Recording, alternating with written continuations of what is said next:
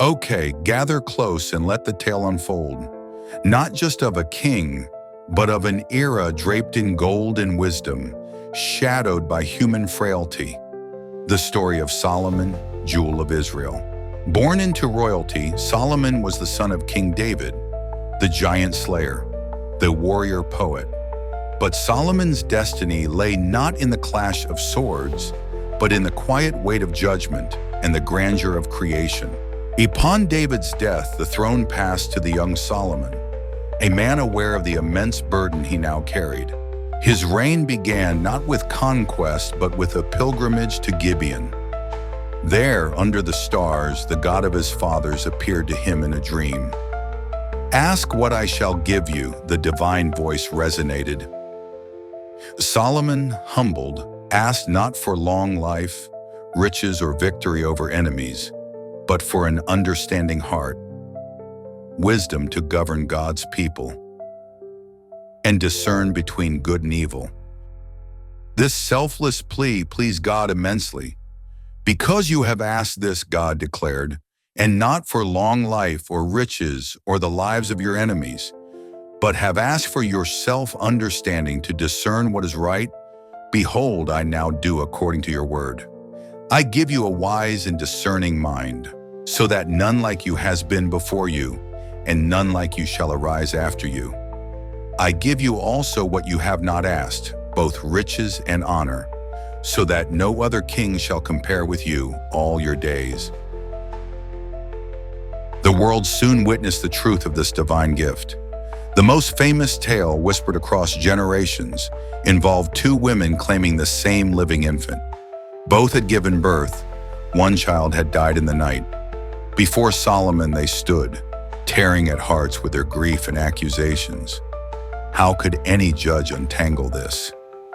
Solomon, his face unreadable, commanded, "Bring me a sword." A hush fell over the court.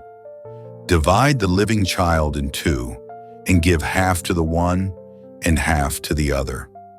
A gasp rippled through the onlookers. But then, the true mother screamed in anguish, "Oh, my Lord, give her the living child, and by no means put him to death." The other woman, hardened, retorted, "It shall be neither mine nor yours. Divide it." Solomon's eyes, sharp and clear, fixed on the first woman. "Give the living child to her," he declared, his voice ringing with authority, "and do not put him to death. She is his mother." Awe filled the kingdom. Here was not just a king, but wisdom incarnate, sent by God. Fueled by divine blessing and immense resources, Solomon embarked on his most ambitious project, building a permanent house for God, a temple in Jerusalem that would be the spiritual heart of Israel. For 7 years, a legion of craftsmen labored. Giant cedars from the forests of Lebanon, floated down the coast, were hauled up the hills to Jerusalem. Huge stones were quarried and shaped, fitting together so perfectly that the sound of hammers was barely heard on the construction site itself. Inside, the temple was a vision of breathtaking beauty. Walls lined with carved cedar, overlaid with pure gold, intricate carvings of cherubim, palm trees, and open flowers. Two colossal golden cherubim guarding the inner sanctuary, the Holy of Holies. When it was finally completed and dedicated, with sacrifices and prayers echoing, the very glory of God descended as a cloud, filling the temple so intensely that the priest could not stand to minister. It was a sign God dwelled among his people. Solomon's reign became a golden age. His wisdom attracted scholars and dignitaries from across the known world. Trade flourished. Ships sailed to distant Ophir, returning laden with gold, silver, ivory, apes, and peacocks. Silver became as common in Jerusalem as stones. He commanded a vast army, including thousands of chariots and horsemen. His knowledge was encyclopedic. He spoke of trees from the cedar of Lebanon to the hyssop that grows out of the wall. He spoke also of beasts and of birds and of reptiles and of fish. The most legendary visitor was the Queen of Sheba.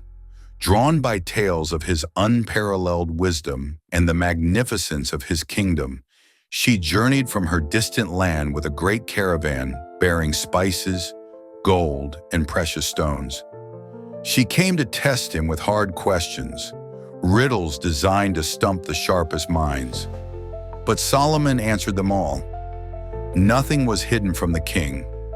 Astounded not just by his intellect, but by the splendor of his court, the efficiency of his administration, the quality of the food on his tables, and the sheer architectural brilliance of the temple and his palace, she declared, "The report was true that I heard in my own land of your words and of your wisdom, but I did not believe the reports until I came, and my own eyes had seen it. And behold, the half was not told me.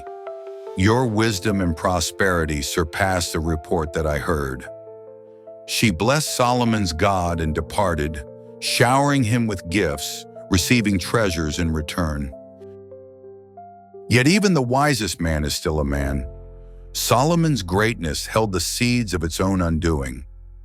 To cement alliances and display his power, he married princesses from surrounding nations: Egyptians, Moabites, Ammonites, Edomites, Sidonians, Hittites.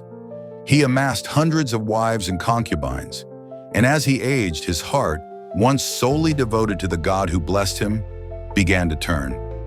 Influenced by his foreign wives, he built shrines and high places for their gods: Ashtoreth, Milcom, Chemosh. Right outside Jerusalem, the city where God's own temple stood, the God who had appeared to him twice now spoke again, this time in judgment. Because Solomon had turned away, his vast kingdom would be torn apart after his death, though one tribe would remain for the sake of his father, David. Adversaries began to rise against him, troubling the later years of his reign.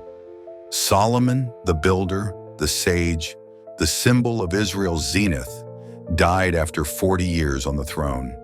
He left behind a legacy of unmatched wisdom, enshrined in proverbs and writings, a temple that stood for centuries as a testament to faith and artistry, and a cautionary tale that even the greatest gifts from God can be squandered if the heart turns away from the giver. His story remains epic and fascinating, a dazzling, complex tapestry of divine blessing and human fallibility, forever etched in the annals of history. For more journeys into epic narratives and timeless wisdom, make sure you subscribe to the channel.